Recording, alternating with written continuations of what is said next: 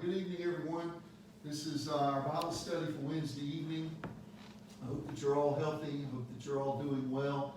I'm here in my classroom with Gracie, and we're recording this next Bible study. Let's join together in prayer. Lord God, thank you for this evening, and thank you for the opportunity to be together. And even if we're not physically together, we can be together as we study the Bible.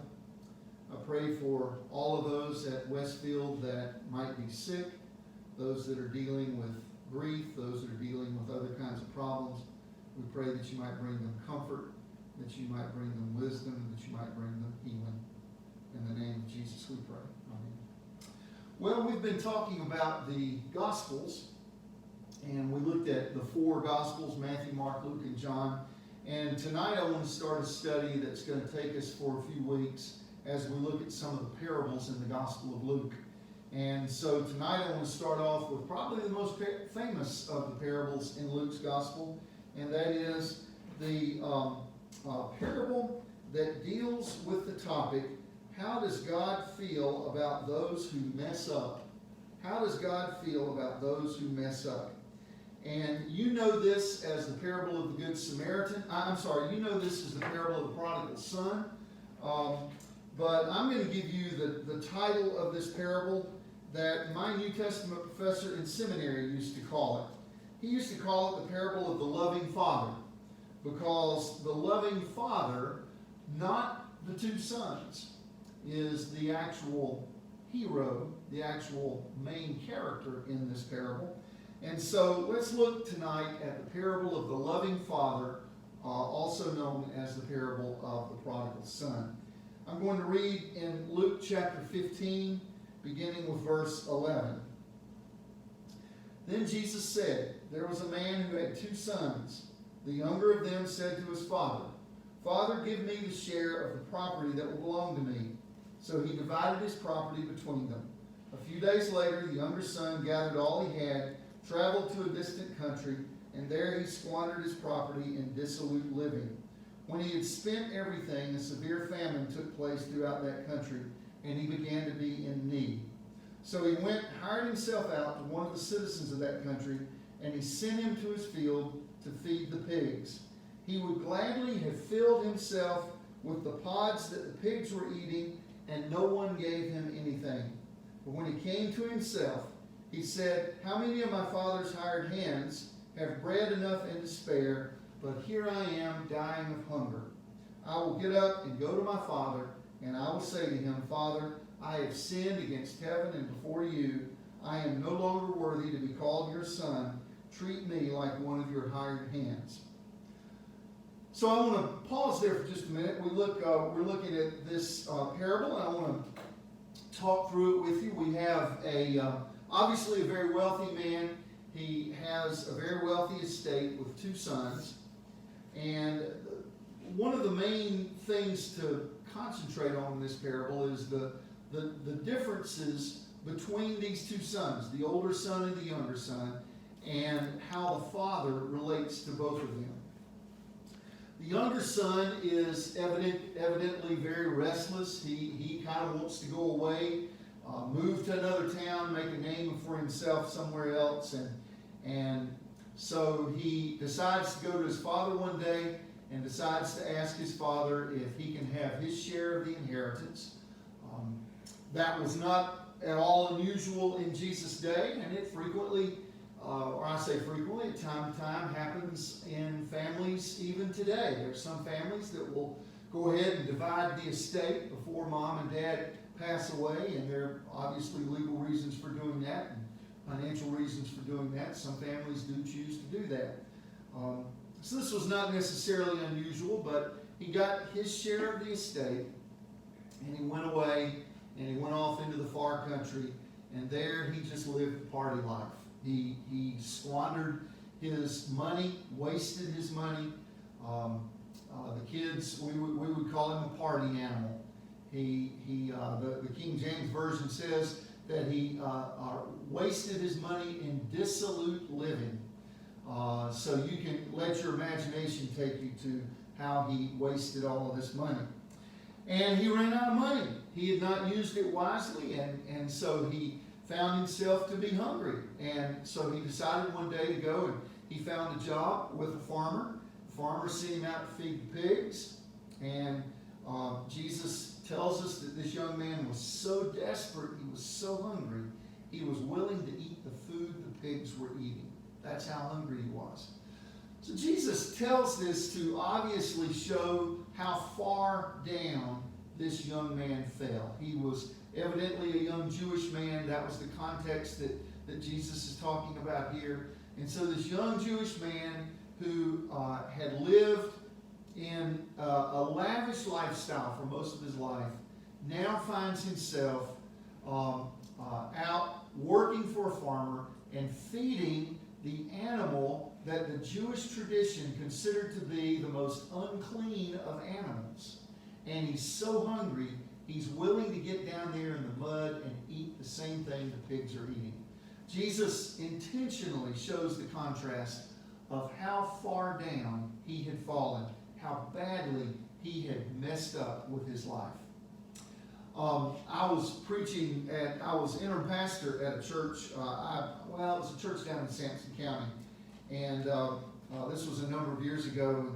And I was preaching a sermon on this parable, and I made the comment that this young man took a job which was the lowest vocation that anyone could imagine, taking care of pigs. And then I looked out in that congregation and realized how many hog farmers I had out there, and very quickly caught myself and said, "In Jesus' day." But obviously, this was for a young Jewish man. He took a very, very long fall down the ladder of affluence. So he made this decision. He said, back when I was at home with my father, the servants always had plenty of food to eat. My dad took care of the servants very well. I don't deserve to be his son anymore. So maybe if I go home and if I beg my father, he will hire me on as one of his servants. Don't deserve to be his son anymore, but maybe he'll take me in as one of his servants, and at least I'll have something to eat. At least I'll have a warm bed to sleep in. At least I'll have a way to take care of myself. So that's what he decided to do. Jesus says when he came to himself, when he realized this situation that he was in. And so let's pick up the story from this point. But when he came to himself, this is verse 17, he said, "How many of my father's hired hands have bread enough and to spare, but here I am dying of hunger? I will get up and go to my father, and I will say to him, Father, I have sinned against heaven and before you." Now, you know what he's doing there? He's rehearsing his line. I don't know if you ever had the experience during your teenage years of having to rehearse a line for mom and dad before you came in. It's not a pleasant experience, but you all know, if you've been there, that you rehearse your line, you get it down. This is what I'm going to tell mom and dad. This is how I'm going to explain it to mom and dad. So he's rehearsing his line. Father, I have sinned against heaven and before you. I am no longer worthy to be called one of your sons. Treat me like your hired hands. So he set off and went to his father, but while he was still far off, his father saw him and was filled with compassion. He ran and put his arms around him and kissed him. Then he said to his father, Father, I have sinned against heaven and before you. I am no longer worthy to be called your son. But the father said to his slaves. Now let me pause there because something interesting happens here. This young man decides to go home. He's got his line rehearsed. Father, I've sinned against heaven before you. I'm no longer worthy to be called your son. Treat me as one of your hired servants. And he makes this decision to go back home. And then the scene shifts to the father. And the father sees the son coming down the road. It's almost like you get this impression that this father, every day, if we want to make it a modern parable, every day he walks down to the end of the driveway to check the mail, and he looks wistfully down the road and thinks to himself, maybe today my son will come home. Maybe today he'll come home. But day after day after day after day, he sadly turns around, goes back up to the house. His son's not come home. But one day he looks down the road, and there comes his son. Here comes the son. Now, what would most of us do? Most of us would probably be inclined to go and sit down in the rocking chair on the front porch and fold our arms like this and start rocking. And when he gets up to us, then we look at him and say, all right, boy, what you got to say for yourself? We would expect him to crawl to us. We would expect him to give us the line and some more. But that's not what this father does. This is the loving father. And all that mattered to him was that his son decided to come home. And so instead of going back up to the house, sitting down in the rocker and expecting the son to come crawling up to him, no, he goes running down the road. He meets his son. He embraces his son. The son starts his line, but doesn't even get to finish it. Look at verse 21. Then he said to him, Father, I have sinned against heaven and before you. I am no longer worthy to be called your son. But the father said to his slaves, the father interrupted him. He didn't need to hear any more of the line.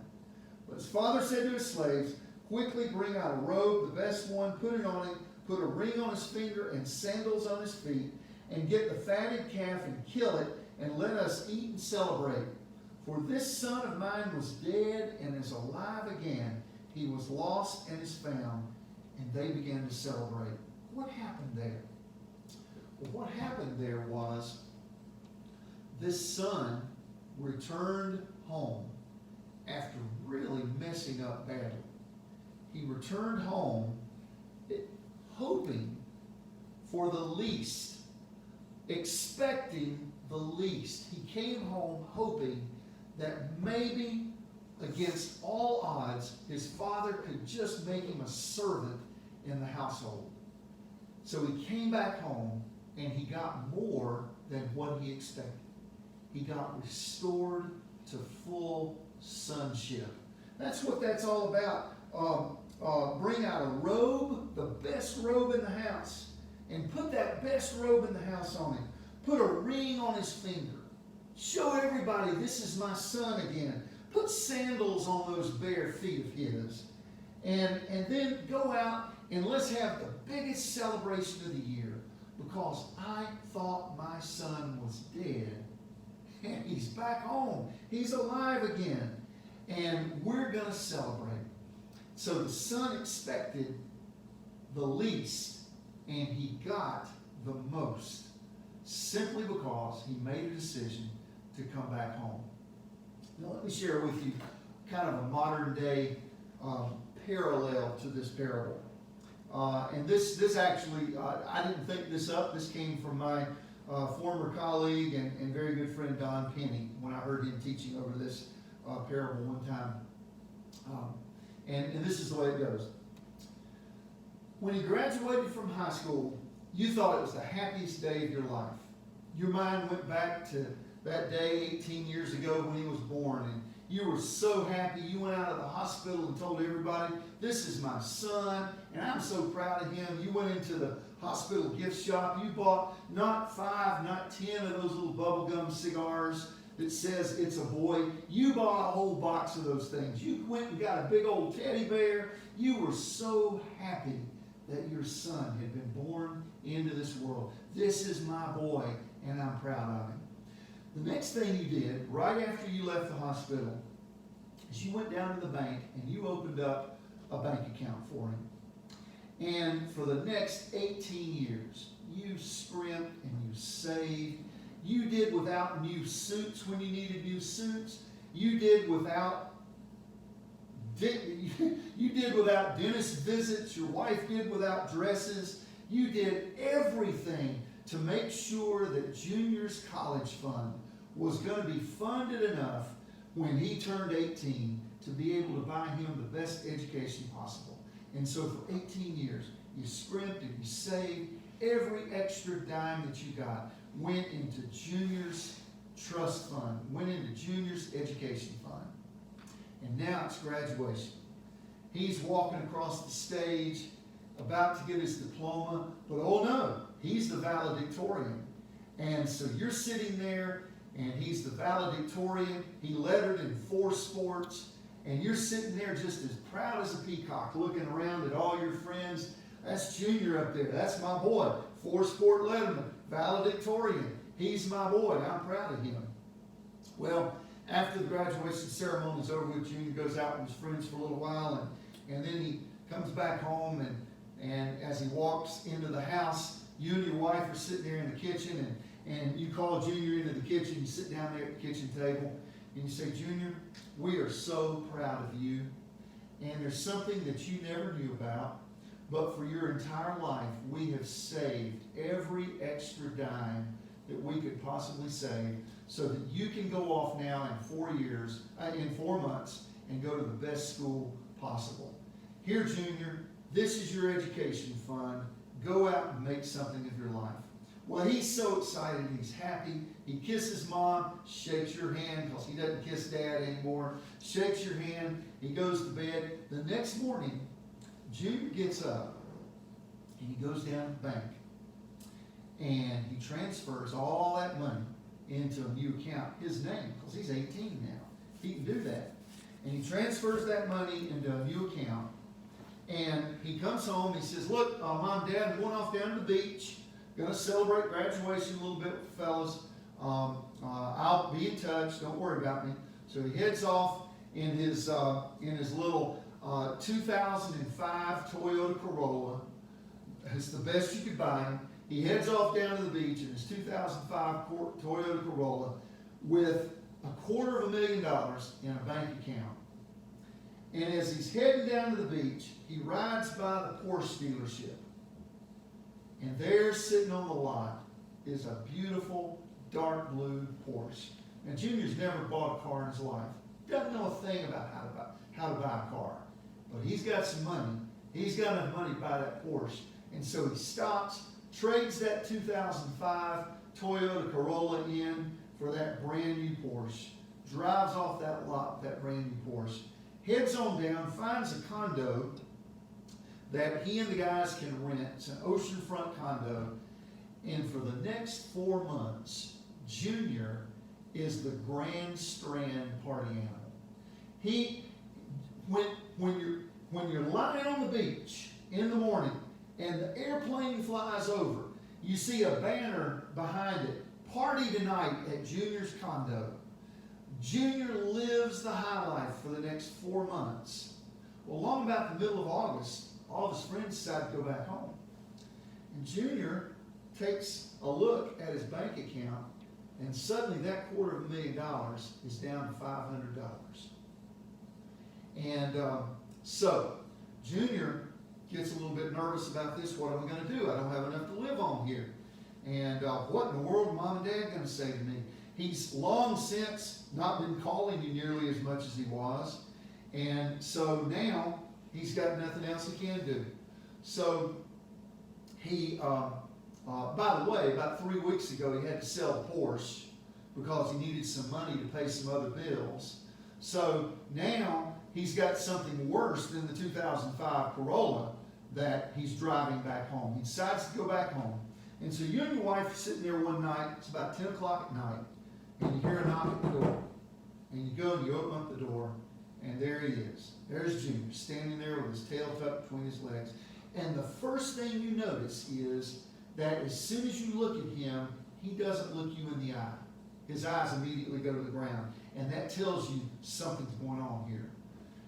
But you don't show it at first. Junior, come on in, son. We've been worried about you. Come on in. Come on in. Everything, come on in. Bring your stuff on in. We've been missing you all summer. We haven't heard from you as frequently as we wanted to, but we assumed you were doing all right down at the beach. Tell us about your summer. And so he sits down on the sofa and he starts talking about, well, Dad, had a good summer. Well, that's great, son. I guess you're about ready to head off to Campbell to go to college next week. Well, Dad, I've been thinking about that.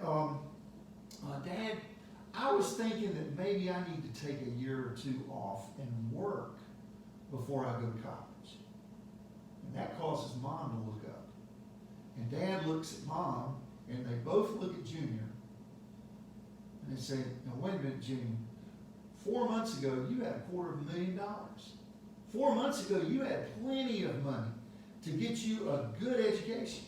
So why do you want to take time off and do a little bit of work? Well, Dad, I really kind of want to find my place, and I don't really know what I want to do. And now, Junior, this is the time for you to go on and do your education. You don't need to put that off. You're a good kid. You're a good student. You don't need to put that off. Well, Dad, okay, but I may not have enough money left over. Well, that gets your attention too. What do you mean you don't have enough money left over? Well, Dad, I bought a few things down at the beach. Well, what'd you buy, son? Well, I bought a new car, Dad. Well, it's all right, June. You've been driving that 2005 Corolla. What'd you get? Did you get your little Honda Civic?